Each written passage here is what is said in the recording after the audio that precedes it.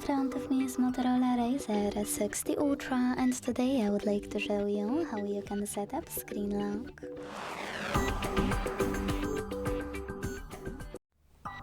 Begin by opening Settings and scrolling down to click on Security and Privacy. Then scroll again to hit Device Unlock.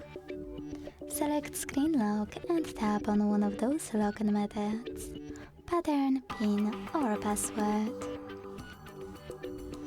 Then create it, and if you made a mistake, hit Clear at the bottom left corner.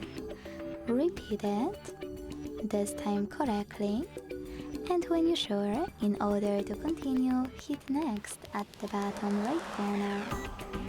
Now repeat it to confirm it for sure this time. Select Confirm also at the bottom right corner, and over here decide what you wish to do with lock screen notifications by picking one of those options.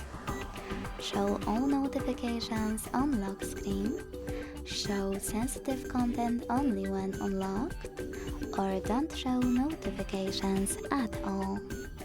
Whatever you decided, when you finished, hit Done.